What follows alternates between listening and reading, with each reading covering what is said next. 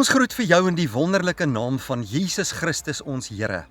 Baie welkom terug by Ankerpunt Jeug se oordeenking en ons glo dat vanoggend se boodskap ook vir jou tot baie groot seën sal wees. Jano, baie dankie dat jy vandag weer eens hier is en mag die Here vir jou seën wanneer jy ook met ons praat uit die Here se woord. Baie dankie, dit is altyd lekker om hier so te kan wees en die Here se woord te verkondig. Baie dankie, geniet vandag se boodskap en kom ons luister na dit wat die Here vandag vir elkeen van ons wil leer.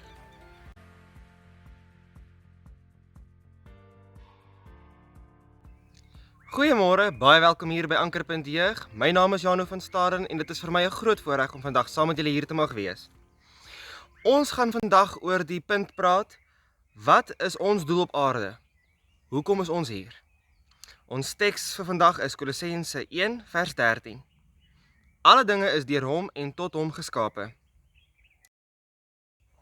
Ons 3 punte vir vandag is: jy is hier om God te ken, jy is hier om God te verheerlik en jy is hier om ander te dien.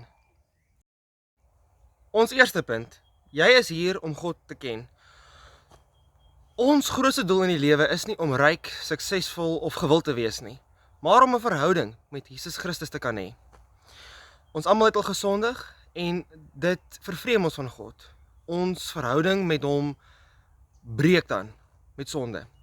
Jesus wat aan die kruis vir ons gesterf het, herstel ons verhouding weer met hom.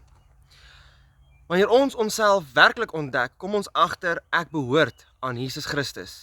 Nie van wat ander mense vir my dink nie, maar ek behoort aan die Almagtige Vader. Ons tweede punt: jy is hier om God te verheerlik. Dit pas baie mooi aan by ons vorige een. Paulus sê vir ons in 1 Korintiërs 10 vers 31: doen alles tot verheerliking van God. Jy hoef nie eers beroemd te wees, ryk te wees of gewild te wees voordat jou lewe waarde het nie. Jou lewe het waarde al van die begin af. Want jou waarde lê daarin dat ons is hier om God te verheerlik. Vir geen ander rede as dit nie. Ons derde punt: jy is hier om ander te dien. In Efesiërs 2 vers 10 sien ons dat Christus ons geskep het om goeie werke te doen. En deur goeie werke te doen, verheerlik ons hom.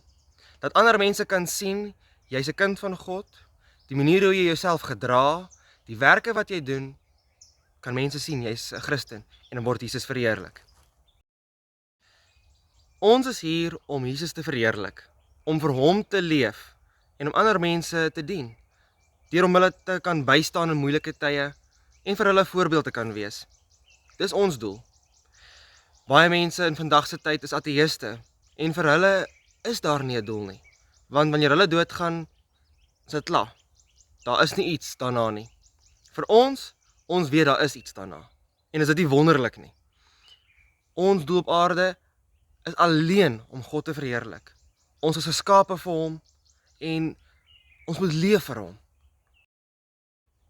Kom ons bid saam. Liewe Hemelse Vader, baie dankie dat ons vandag weer die voorreg gehad het om iets uit u woord te leer. Dankie dat ons kan leef vir u en dat u vir ons 'n doel gee vir ons lewens. Wees met ons elke dag en laat ons leef vir u, dat ons lewens u verheerlik. Ons bid dit alles in u naam alleen. Amen.